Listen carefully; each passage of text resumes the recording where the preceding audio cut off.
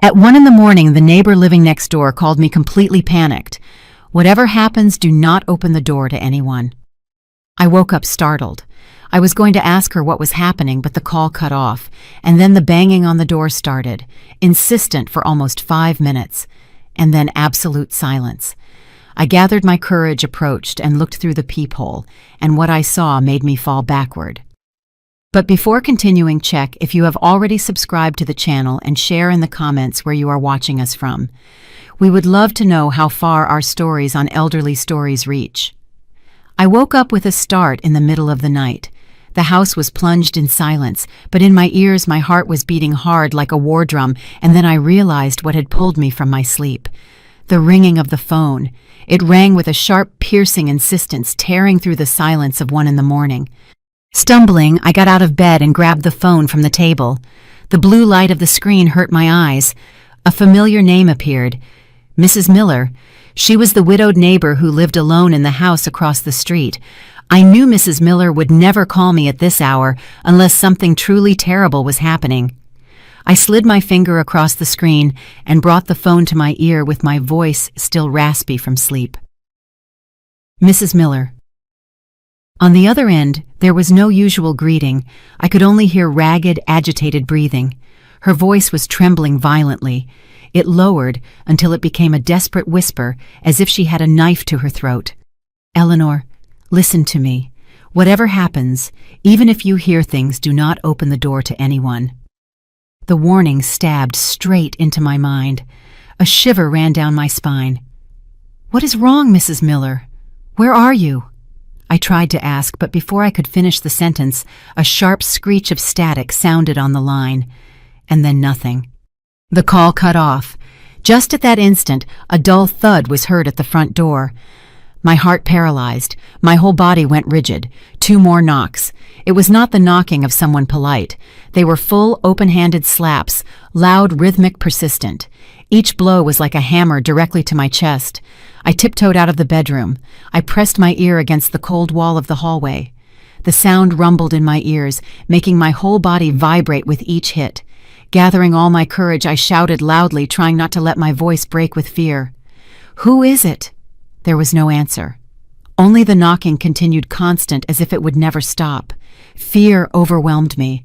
I ran to the foot of the stairs, looked up into the darkness of the 2nd floor and yelled, Stephen, can you hear me? Stephen, come down with Mom. Only heavy silence answered me. Normally, even the slightest noise would wake him up. What on earth was happening? Desperate, I ran to the living room, grabbed the tablet, and opened the security camera app, but the screen was completely black with a cold line of text in the center saying no connection. I tapped and tapped several times, but it was useless. All 4 cameras were offline. I ran to the porch light switch and pressed it several times, but the darkness remained intact outside. Had the bulb burned out, I could not remember the last time I checked it. Everything was against me. I was completely isolated, blind and deaf to what was happening right outside my own house. Desperate, I dialed Mrs. Miller number again, praying she would pick up and tell me what was going on. The phone rang over and over until it cut off by itself. There were no other options. I dialed 911. My voice was shaking. It barely came out as I reported that someone unknown was trying to force the door of my house at number 14 Pine Street. The operator assured me they would send a patrol car immediately. Just as I hung up, the knocking stopped suddenly. That sudden silence was even more terrifying than the noise before. It covered everything tense, like a tightrope. Had they gone, or had they found another way in? A strange impulse, a crazy curiosity stronger than fear, led me to the door. My hand trembled as I touched the freezing doorknob.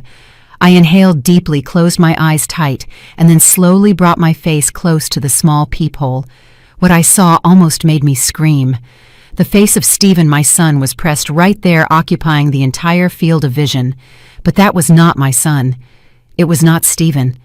With his warm smile and kind eyes that I knew, his eyes were wide open, empty, lifeless.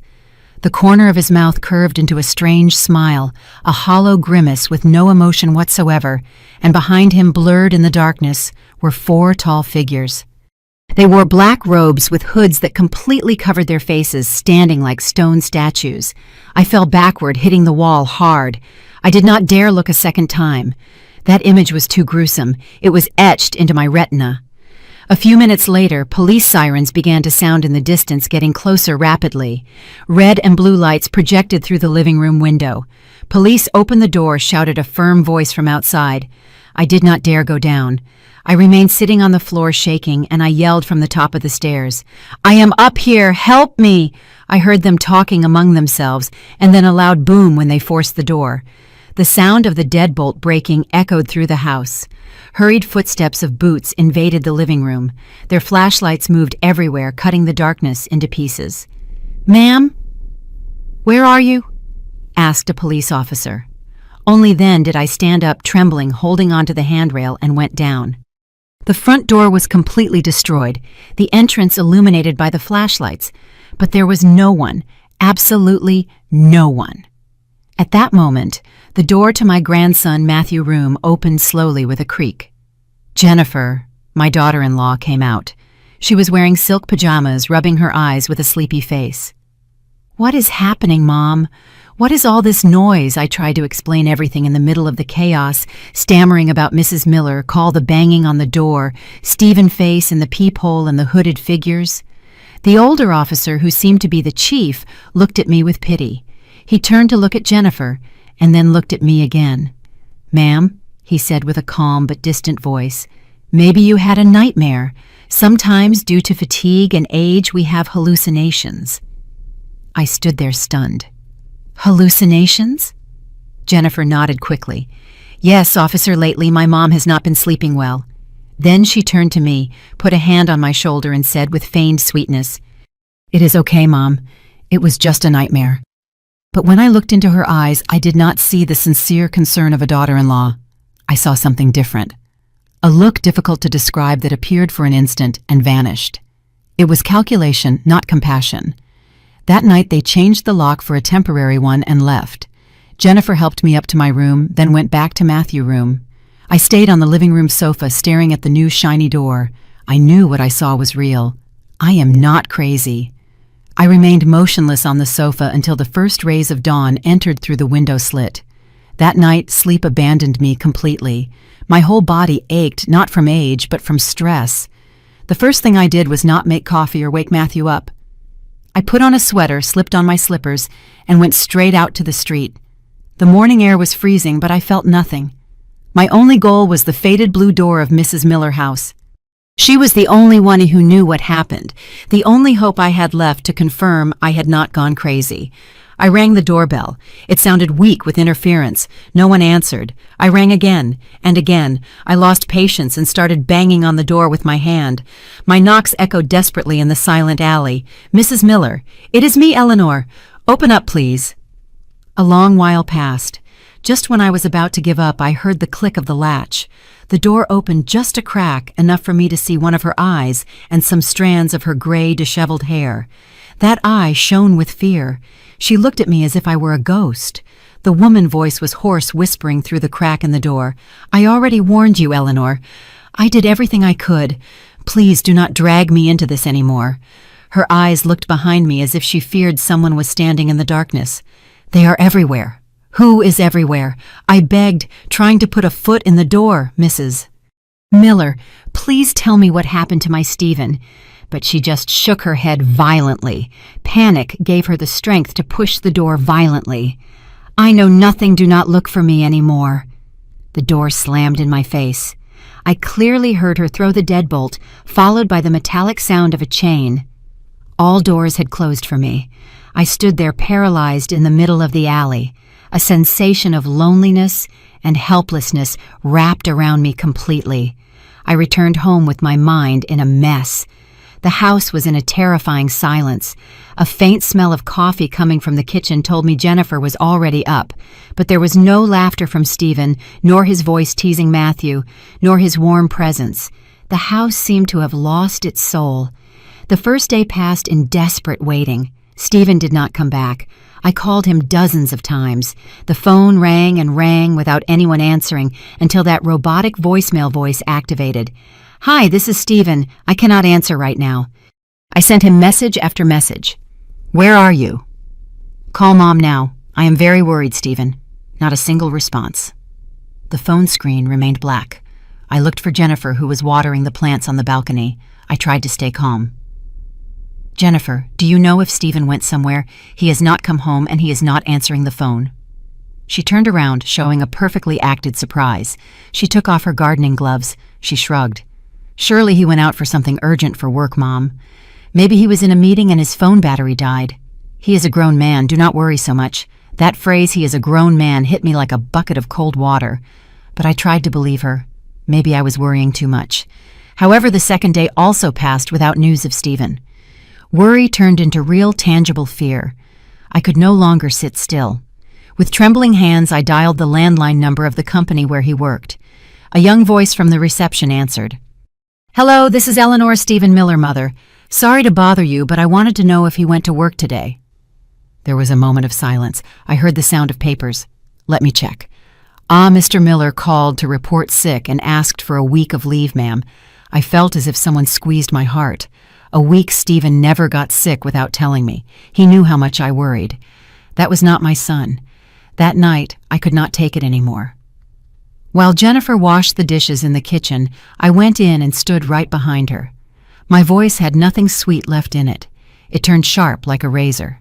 "Jennifer, tell me the truth. Where is Stephen?" She startled. She almost dropped a plate. She turned around. She dried her hands with her apron, her face slightly confused. Suddenly, she seemed to remember something. She slapped her forehead. "Oh, silly me," she said with a tone so natural it gave me chills. While she continued washing the dishes, she added, "Oh yes. The day before yesterday, he called me when I was at the supermarket. My cell phone was almost out of battery, so we spoke very little. He told me an old friend had returned to town and they organized a last-minute camping trip with the group. He told me there is no signal there. That is why he asked that no one worry. I have been so busy I forgot to tell you. Sorry, Mom." I froze. Every word coming out of her mouth was more absurd than the last. Stephen camping. My son hated camping. He was afraid of bugs, he was bothered by mud, and he would never have slept in a small, cramped tent. The last time they forced him to go camping, he was 15, and he complained for a whole month after that. I stared at my daughter-in-law. I was trying to find some sign of a lie, a blink, a hint of nervousness. But no, she was completely calm, going about her business as if she had just told an unimportant anecdote. She avoided looking me in the eyes, concentrating on placing the dry dishes in the drainer. That calm, that chilling calm was more terrifying than Stephen's disfigured face through the keyhole last night, more terrifying than those hooded figures dressed in black standing in the dark. A horrible, dark, and freezing suspicion began to germinate inside me. My daughter-in-law, Jennifer, was not only lying, she was hiding something, and I am sure it has to do directly with my son's disappearance. 2 more days passed. The house that was once my home had now become a silent theater stage. There Jennifer was the lead actress, and I the forced spectator. She continued behaving with total normality, a normality that was strangely disturbing. She hummed a happy melody while making breakfast. She asked me if I had slept well with a radiant smile. She even complained about the high price of avocados at the market. Every gesture, every word of hers was perfect. Jennifer fit the role of an exemplary daughter-in-law. But for me, that normality froze me to the bone. To not lose my mind with so many conjectures, I decided to clean the house. It was my way of clinging to reality, of seeking a little order in the middle of the chaos enveloping me. I started with Matthew's room. The boy was playing alone in the backyard. His clear laughter reached upstairs, a sound that clashed with the tension in the air. His room was full of his little child world. I picked up the toy cars scattered on the floor, carefully organized the superhero comics. I approached his desk where colored pencils and sheets of paper were everywhere. While I was picking up the sheets to stack them, a drawing caught my attention. It was different from the usual ones. There were no superheroes or colorful cars. This drawing was made only with a black crayon. The crooked, almost trembling lines formed a chilling contrast on the white background of the paper. I took it in my hands and immediately they started to shake. My whole world stopped. It was a circle. A circle formed by elongated, deformed human figures with long robes and pointed hoods. They were grouped looking toward the center. And in the center of that circle was another man, with his arms extended as if he were nailed to an invisible cross. The face of that man, drawn with the innocence of a child, was just an empty circle with 2 dots for eyes and a straight line for a mouth. But it conveyed an empty, soulless expression that froze the blood. It was identical to Stephen's face that I saw through the keyhole that night. My heart beat hard in my chest, so strong I feared it would break. The air became thick. It was hard for me to breathe. This was not imagination. It was not a nightmare. It was proof drawn by my own innocent grandson. I squeezed the sheet between my fingers and ran almost running to the patio. Matthew was still playing, focused on filling his red bucket with sand. The sunlight reflected on his fine hair. I forced myself to use the softest voice possible, a voice that would not betray the terror boiling inside me. "Matthew, my love, you draw beautifully. Can I see this one?" I crouched next to him and showed him the drawing. "And these people, who are they, honey?" I pointed to the robed figures. The boy did not lift his head. He kept playing with the plastic shovel. His voice was clear, innocent. "It is Mom, friend, Grandma." An invisible hand squeezed my chest. "Mom, friend." I tried to keep my voice from shaking. "And when did they come home?" "At night," he answered without looking at me. "When you are already asleep, they come to play with Dad." "Play with Dad?" I felt my throat dry. "What do they play, my love?" "I do not know." The boy stopped his hands and scratched his head. "They stand around Dad and say weird things. Mom says it is a secret adult game. I wanted to play too, but Mom did not let me. She told me not to tell Grandma." Finally, the boy looked at me. His eyes were pure, without a hint of a lie. He smiled an innocent child smile. "It is our secret. Yes, Grandma." Every word of his was like an invisible hammer blow to my head, leaving me stunned when you were already asleep. Those words repeated endlessly in my mind, and then a memory hit me sharp and terrifying. Every night without fail, Jennifer brought me a cup of very hot chamomile tea. "Here, Mom, so you sleep well," she always told me with a tender smile. And yes, I slept. I slept a strange sleep, too deep. I never woke up at midnight, which was rare for an older person who usually gets up for the bathroom. I thought it was exhaustion, but no, it was not care. It was poison disguised as sweetness. I tried to smile at Matthew, a crooked smile. "Yes, my love, it is our secret." I got up and went back into the house. My head was spinning. I no longer felt fear. Fear had given way to a cold rage and an iron determination. I immediately took my cell phone. I placed the drawing on the kitchen table where there was good light, and I photographed it from various angles, making sure it was very clear. Then I folded the drawing carefully. I went into my room and hid it between the pages of an old family album resting on the closet, a place where I knew Jennifer would never look. That night, as if she were a programmed robot, Jennifer brought me tea again. "Here is your tea, Mom." I smiled as I took it. I thanked her. Her eyes remained clear, her smile just as sweet. But now I had seen the demon behind that mask.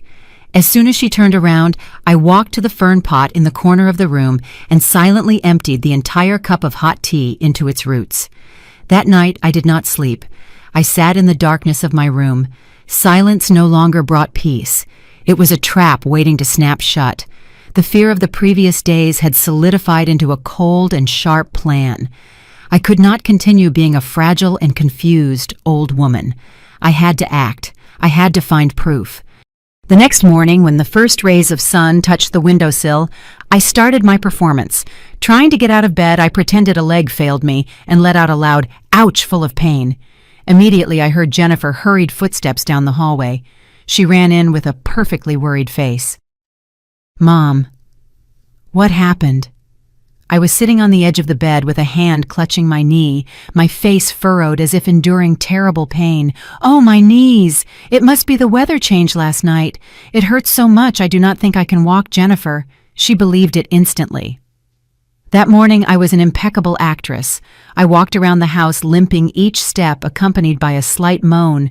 I complained about not being able to bend down to get the remote control, about not being able to put on my socks without making a face. During breakfast, I purposely dropped the spoon and looked at her as if I could not pick it up. and then I threw the bait. What a nuisance, I sighed, rubbing my knee. I remember Mrs. Rose told me her daughter Paula is now a very good doctor. Maybe I should go to her to see what she thinks, because the way I am, I only end up bothering you. Jennifer suspected nothing. Her worry flowed like a spring she already had prepared. What are you saying, Mom? How are you going to be a bother? She quickly took her cell phone. Let me call Paula Clinic right now to schedule an appointment for you. Mom health is the most important thing. Her sweet voice now sounded completely fake. It rumbled in my ears like a frozen screech. She would do anything to keep the image of an exemplary daughter-in-law, a perfect facade to hide all her dark intentions. At Paula Clinic, a clean and bright place, Jennifer accompanied me to the waiting chair.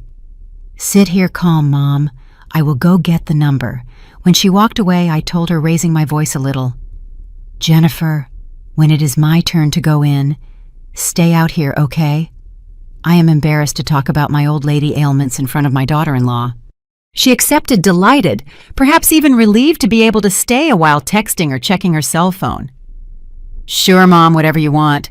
The moment the doctor office door closed, separating me from Jennifer, I felt like I was taking off heavy armor.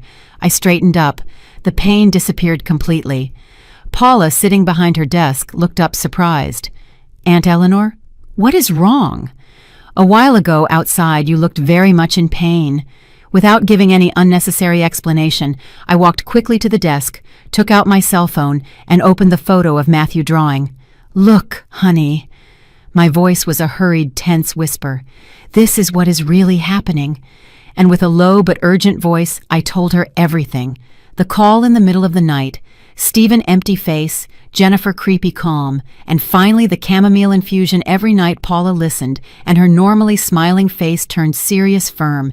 She did not think I was crazy or exaggerating. She looked deeply into my eyes, dark from sleepless nights, and saw in them genuine horror and pain, and she believed me. We need irrefutable proof, Aunt, she said firmly, with the rational and decided tone of a doctor. A drawing made by a child is not going to convince the police. She stood up. I am going to draw blood. In the record, I will put that they are common tests to check inflammation for arthritis, but in reality, I am going to request a complete toxicology panel. It will detect almost all known sedatives if they are in your blood. While she took the sample, I noticed her hand did not tremble a bit. It gave me a strange feeling of security. I am going to ask for it to be done urgently. Maybe this very afternoon we will have preliminary results, she said in a low voice. When we finish, do not go straight back home. Go to my mom, Mrs. Rose's house, and wait there for me to call you. It is safer. I left the clinic and continued acting like a poor lady with joint pain in front of Jennifer. I told her the doctor had drawn blood, and I had to wait for the results, and that in the meantime I wanted to stop by Mrs. Rose's house to distract myself a while. The following hours felt eternal. Sitting in the living room of Rose, my lifelong friend, my mind was spinning. She squeezed my hand tightly without asking questions, giving me silent support. Every time the phone rang, my heart stopped, until finally it arrived. My cell phone vibrated, and Paula's name appeared on the screen. I breathed deeply before answering. The girl voice on the other end of the line was grave and cold, without the slightest trace of usual warmth.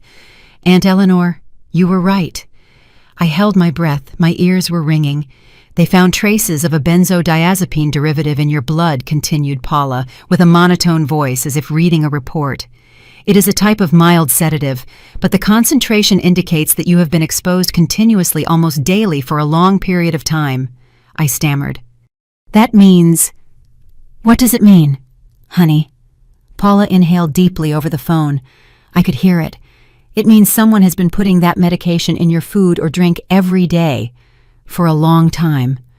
Holding the phone in my hand, I felt a shiver run down my spine, but at the same time a strange sensation of relief invaded me. I was not crazy. What I saw, what I suspected, everything was true. The proof was no longer a clumsy drawing by a child. It ran through my veins, impossible to deny. There are truths that only speak when everything goes silent. And if you want to listen until the end, stay with stories that hurt. Okay, now let us continue with the story. Rose, my lifelong friend with whom I have shared so many joys and sorrows, was still sitting in front of me, observing every minimal expression on my face with a tense face. She did not need to ask. It was enough to look at my eyes already, without tears, only full of emptiness, to understand. It is true, right, Eleanor?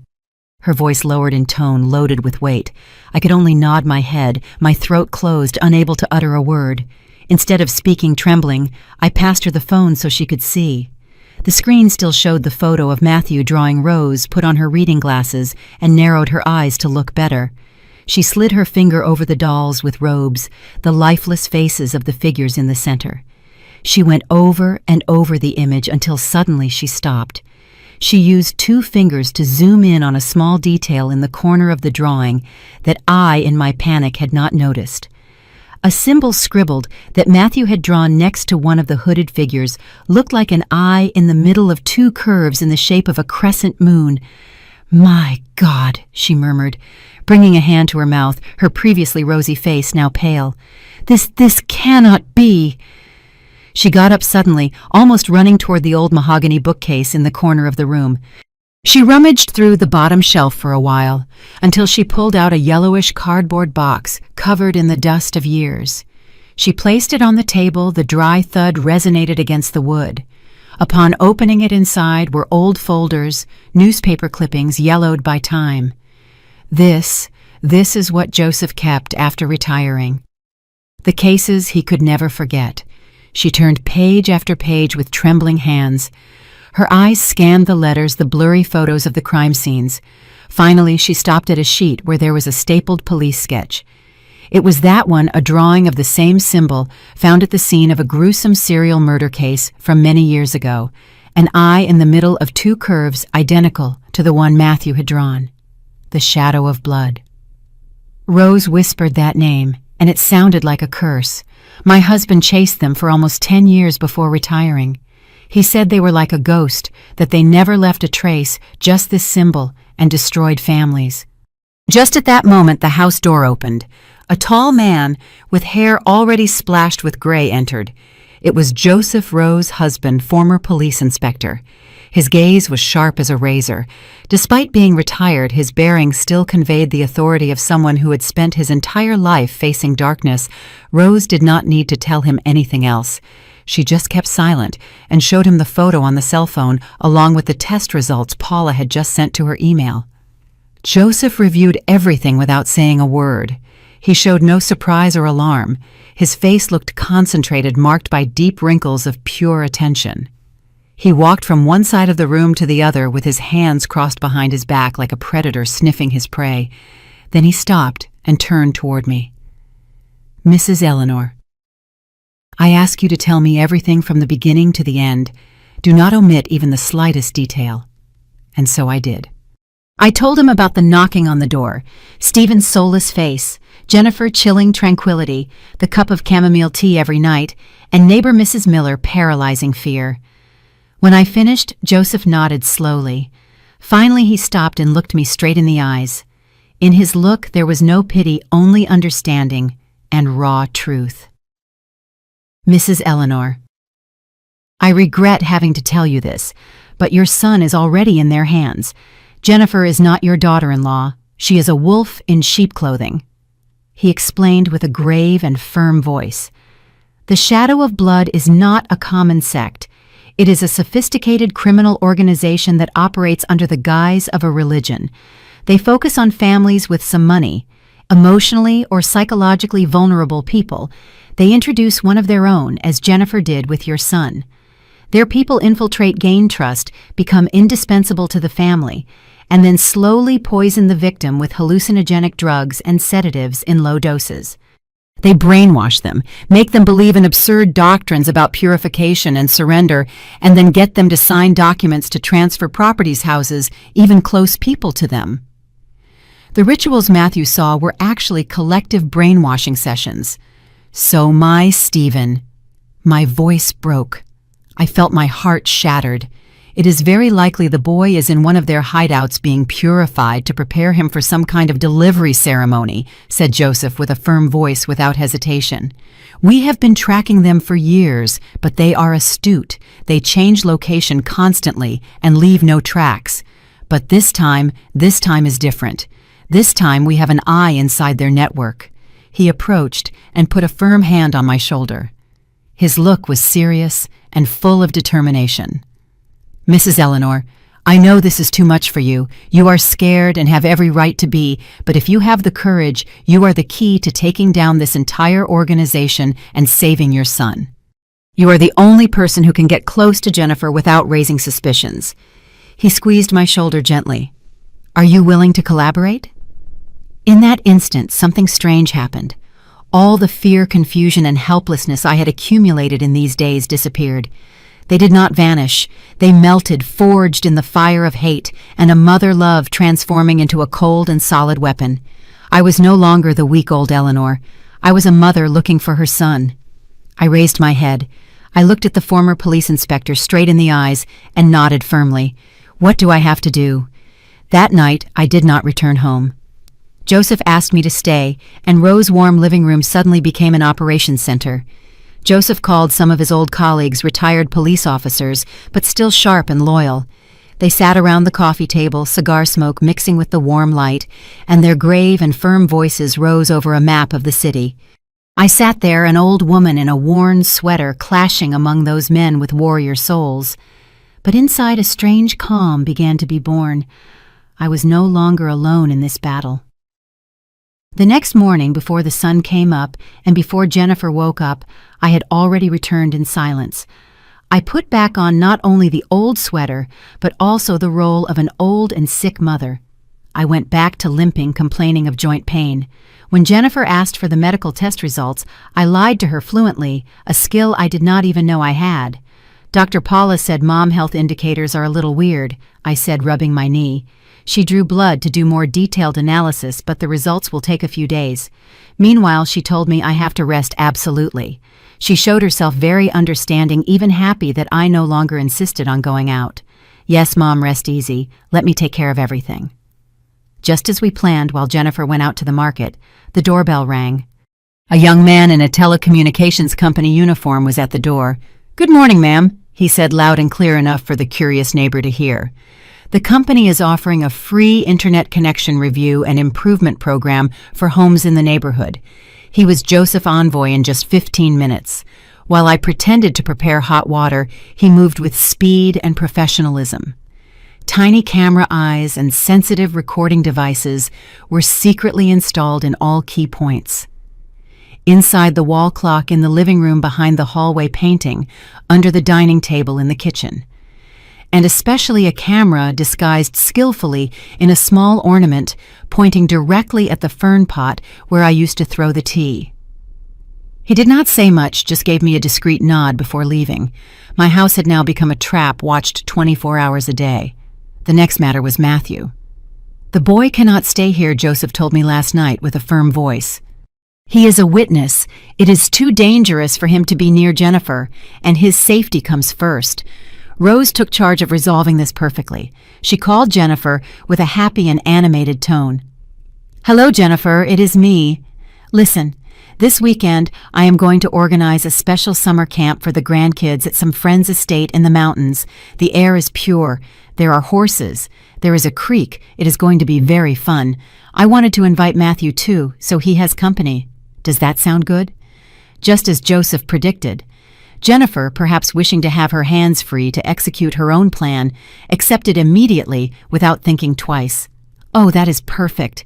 Thank you so much, really. The boy was already kind of bored being locked up at home. In the afternoon, I personally packed Matthew clothes in his dinosaur-shaped backpack. Upon zipping it up, I hugged him tight. I inhaled the scent of his child shampoo, that innocent and clean smell. I whispered in his ear with a serious voice but full of affection. Matthew, listen well to what Grandma says. Over there you have to behave well, okay?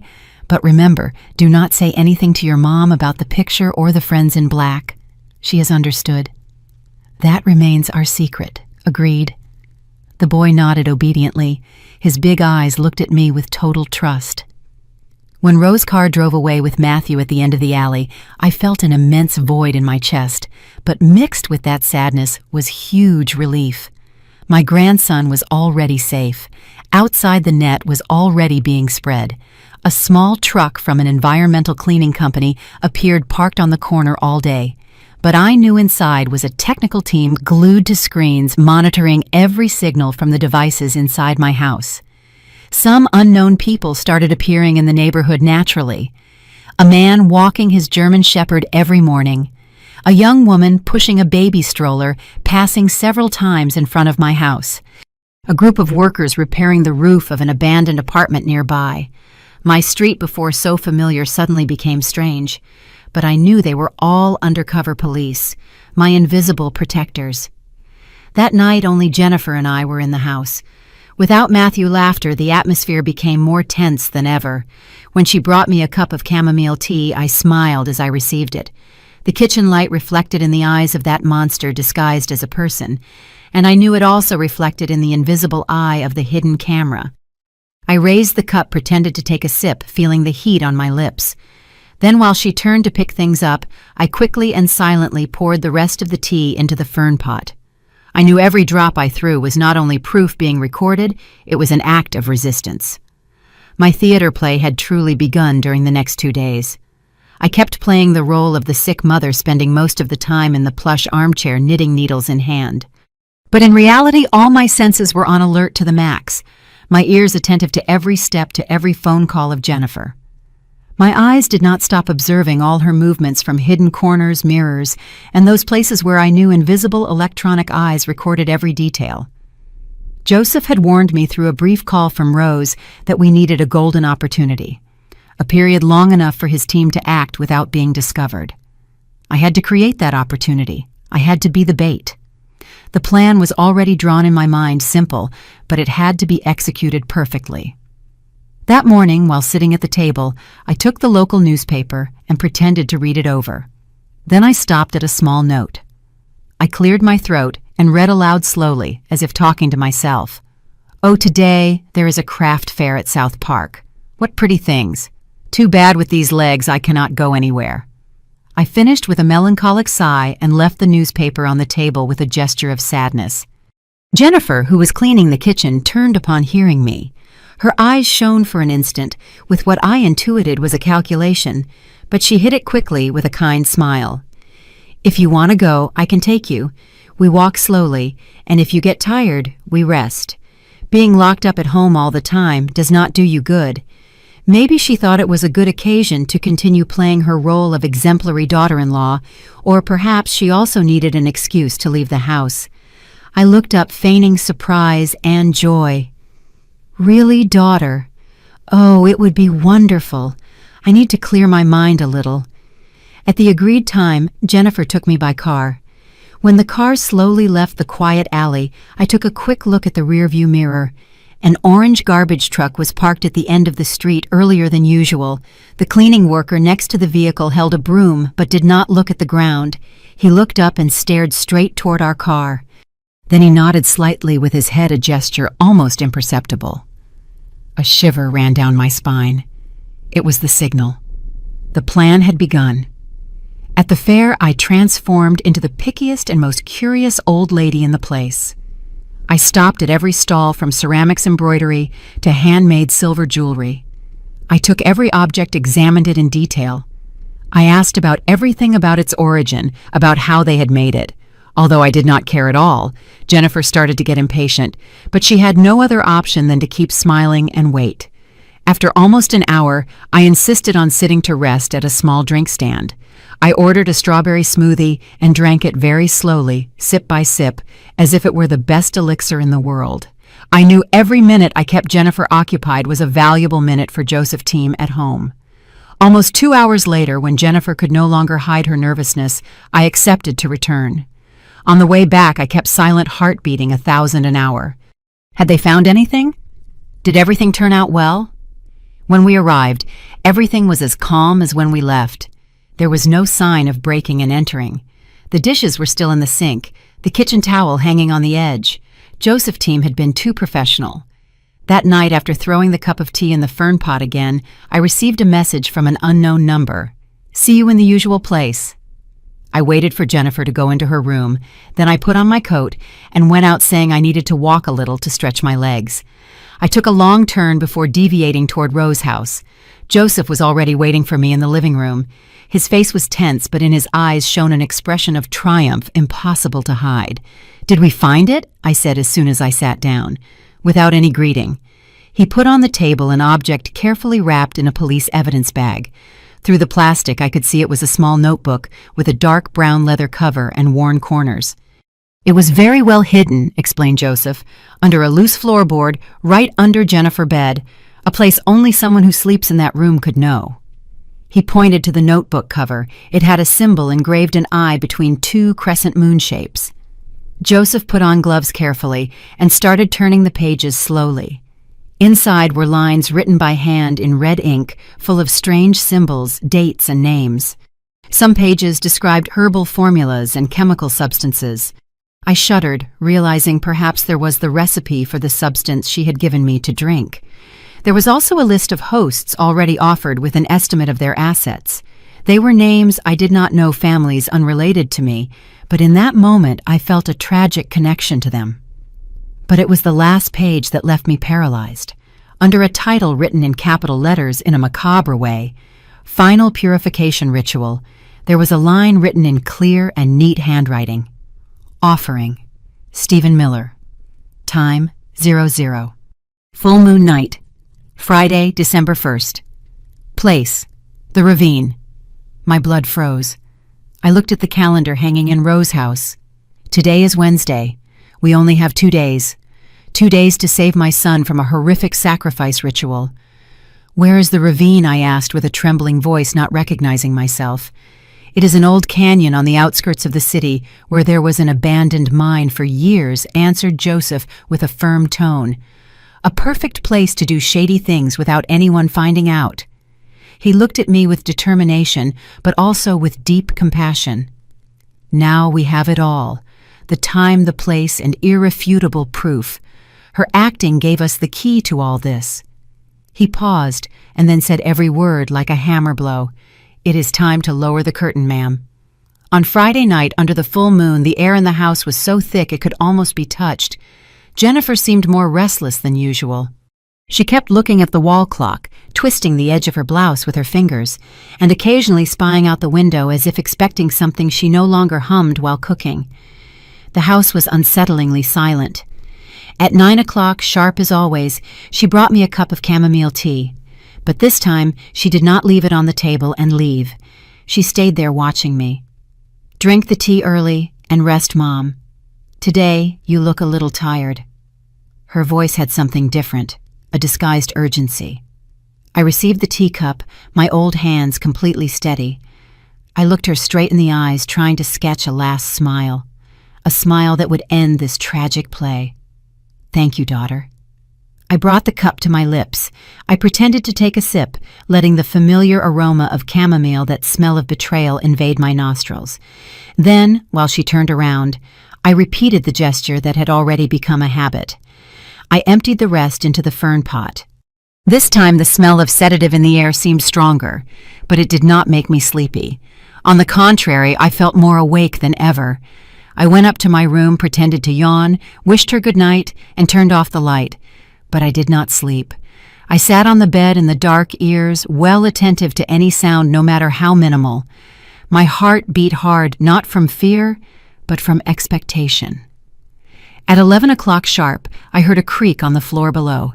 I narrowed my eyes and looked through the crack of the bedroom door. A silhouette moved Jennifer, dressed in black from head to toe. She slid silently toward the front door. It opened and closed softly, almost without making noise.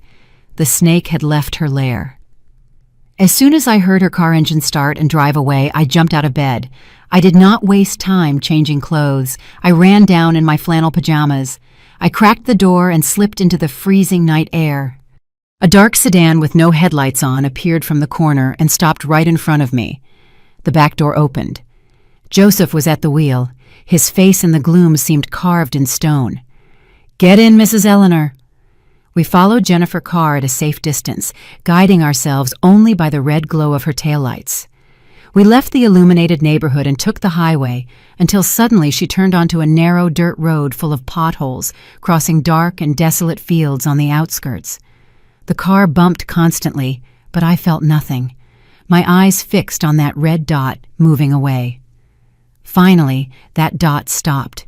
The vehicle parked in front of a deep ravine, completely in the dark. The ravine.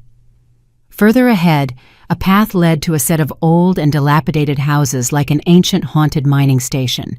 But tonight, one of those houses glowed with the red light of candles, projecting deformed ghostly shadows that danced on the rocks. Joseph turned off the engine, and we hid behind some bushes. He handed me binoculars through the magnified glass. My hands began to tremble seeing the scene below. More than 20 people in black robes formed a large circle in the courtyard. In the center, tied to a rotted wooden post, was Stephen. My son, dressed in a thin white garment head fallen on his chest, looked like an empty figure, a body without a soul. Jennifer approached and joined the circle silently. One of them, who seemed to be the leader, wore a hood taller than the others and started muttering strange spells, his voice rumbling in the night with a chilling tone. "Inhuman." Joseph grabbed the radio. "All teams in position, wait for my signal." Then he looked at me, his voice grave and firm. "Are you ready?" I nodded, squeezing my hands so hard they turned white. I no longer felt anything but a boiling rage. Below, the leader raised a shiny dagger under the candlelight. The blade reflected the full moon, cold and deadly. He began to approach Stephen. In that instant, Joseph shouted into the radio, his voice tearing through the night. Now immediately the darkness broke with lights and thunder. The powerful spotlights of the hidden police cars turned on at the same time, illuminating the ritual zone as if it were a blinding stage. Sirens howled from every corner, loud and deafening. "Police! Everyone hands up!" The hooded ones, those shadows of the night, scattered like ants after the collapse of their nest under that brutal light. They screamed, tripped over each other. Uniformed police and undercover agents burst in from every corner. Jennifer was taken down by 2 agents just as she tried to climb the barbed wire fence in the back. The priest's ceremonial knife fell to the ground, making a metallic noise. I paid no attention to anything else. I opened the car door. I ran down the dirt and stone path, not thinking about the pajamas or my bare feet getting hurt with every step. My whole being only sought that white silhouette in the middle of the siege. I ran toward Stephen and with trembling hands untied the rough ropes holding him. I hugged his thin body. I felt his trembling. "Stephen, it is Mom.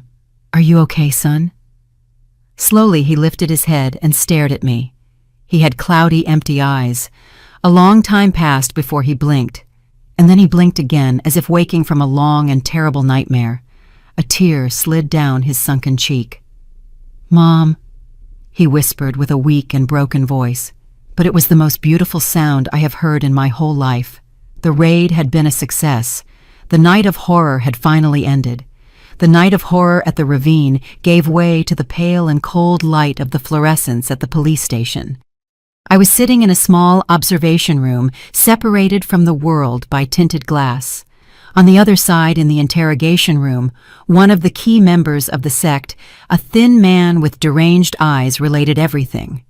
Joseph was sitting next to me in silence.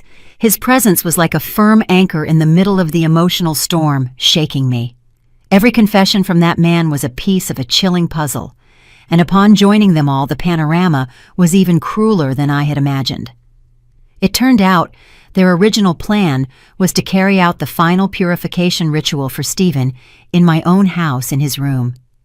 They had already done several rehearsals on previous nights when I fell into a deep sleep because of Jennifer T. That was what Matthew had seen and drawn those secret adult games. They wanted to turn our home into a sacrifice altar. However, although they had already neutralized me with sleeping pills, they still felt unsafe. Our house was in a very populated residential area with neighbors around. A strange noise or a light out of place could raise suspicions, especially considering they had already been in the police sites before. So at the last minute, they decided to move Stephen to a safer and isolated hideout at the ravine. But on that first fateful night, something unexpected happened. Matthew had a very high-fever Jennifer in her role of perfect mother. She could not leave without raising suspicions. The plan was delayed. The members of the sect, desperate and unable to contact Jennifer, decided to risk it and return with Stephen to the neighborhood. They did not plan to enter the house, just give her a signal to know what was happening.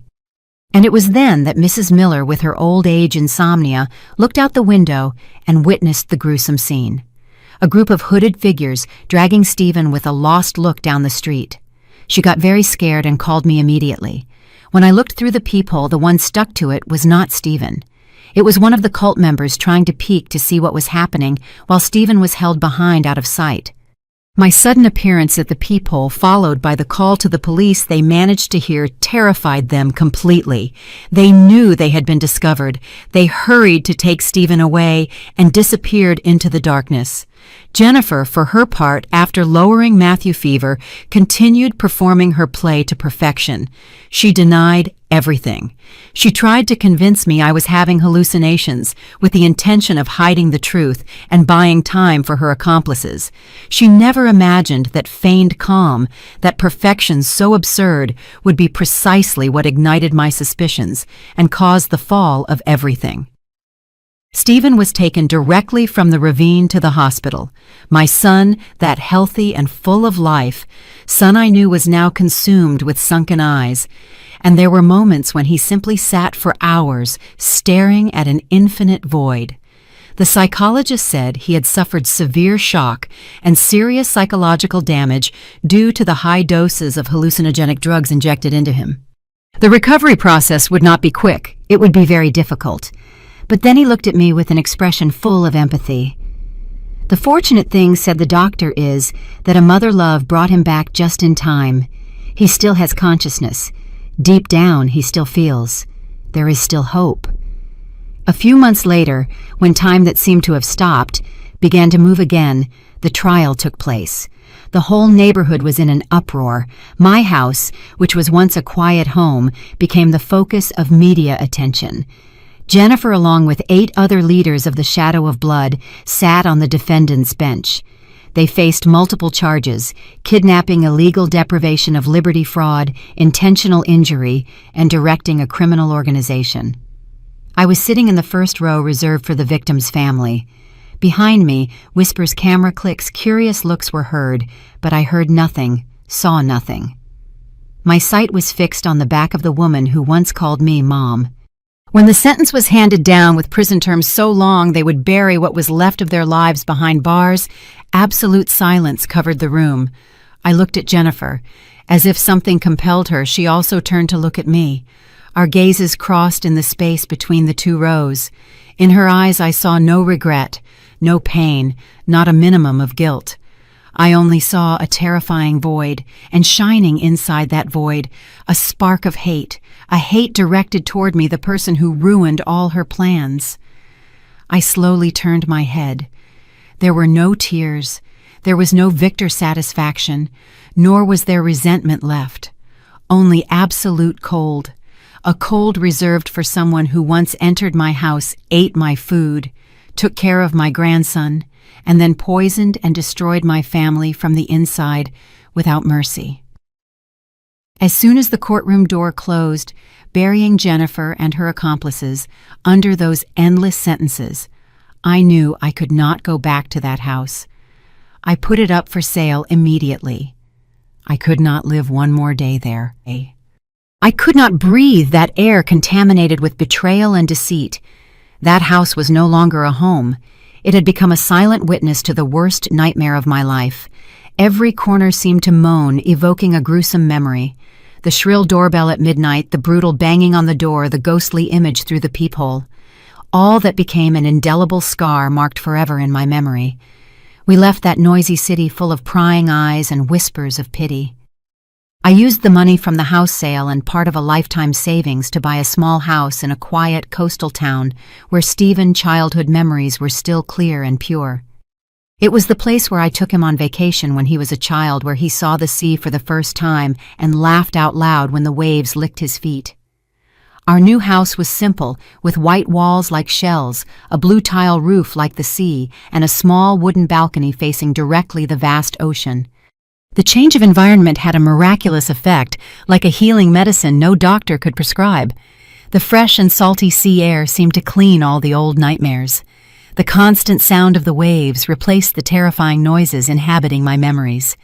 Matthew, after receiving dedicated help from psychologists for a while, laughed again. His laughter was no longer shy, but clear and loud. He no longer drew dark figures or strange circles. Now his sheets were full of bright colors and full of life sailboats, with white sails waving in the wind, playful dolphins jumping over the waves, and white clouds floating in a bright blue sky. Darkness had been expelled from my grandson's tender soul, and Stephen, my son, was coming back to life, little by little, like a dry tree reviving after a cruel winter. At first he did not speak much. He was silent, but he acted. He spent all day turning the earth, transforming the dry backyard into a small garden with aromatic herbs and rows of wild daisies. His hands used to this keyboard were now rough from using the shovel and the hoe so much. He started reading again, but not boring economics books, but novels about the sea, about trips to distant lands. Sometimes he went fishing with the old fishermen of the town. His skin tanned by the sun and sea wind, but in his eyes that empty look he had before was no longer there. Life had returned. Sometimes on weekends, Rose and Joseph came by car to visit us. We sat on the terrace, drank tea, and watched the sunset fall over the sea. "You know one thing," Eleanor Joseph told me once, with his gaze lost on the horizon. "Thanks to the notebook found in your house and the testimonies of those people, the police managed to dismantle many other branches of the sect. Many more families were saved from living a tragedy like yours." His words relieved the weight on my chest a little. At least my family pain had served for something. It had lit a warning light for others. Every morning I get up very early before the sun comes up. I am no longer afraid of the darkness. I no longer jump at the noises of the night. I walk barefoot toward Stephen's small garden and pick with my own hands the fresh mint leaves still covered in dew. I prepare a pot of tea. No longer that poisoned chamomile of past days, that tea of deceit and betrayal. This is my tea, the tea of a new beginning with the fresh taste of the earth and my son effort. I pour myself a cup, take it to the balcony, and stay in silence contemplating what I have in front of me. On the golden sand, Stephen and Matthew are building a castle together. Matthew's clear laughter mixes with the murmur of the waves, creating a symphony of peace. Stephen teaches his son how to make the towers with a calm smile that has returned to his face. The sound of the banging on the door at 1 a.m. will forever be part of my past, a nightmare I managed to survive. That scar will never disappear completely. But now, seeing my son and my grandson safe under the bright light of dawn, surrounded by love and the soft sound of the sea waves, I know that nightmare did not manage to win. It could not snatch away the most valuable thing I have. We found our own dawn. I crossed hell and survived to tell my story not as a victim, but as a mother who did not give up. I came to doubt my own memory. I was labeled paranoid. I was alone among wolves disguised as family. But it was a mother instinct and faith in the truth that guided me step by step through the darkness. I want to speak to all those people who are enduring in silence, who are being manipulated inside their own home. Do not stop questioning. Do not allow a false peace to cloud your reason, and never lose your own voice. The best villain is the one who knows how to act like the perfect good person. Trust your intuition. And if one day you feel that everything around you is too quiet, too in order, too perfect, maybe that is the moment to start listening to yourself again. Because sometimes silence is the loudest voice of the truth. The names and places in this story have been modified to protect the identity of those involved. We do not share this to judge, but with the hope that someone listens and stops to reflect. How many mothers are enduring in silence inside their own home, I really wonder. If you were in my place, what would you do? Would you choose to stay silent to keep the peace, or would you dare to face everything to recover your voice? I want to know your opinion on this story from Elderly Stories, or any suggestion you have so we can improve our content. God always blesses, and I firmly believe courage will lead us to better days. For now, on the final screen, I will leave you two of the most beloved stories of the channel. I am sure they will surprise you. Thanks for having stayed with me until this moment.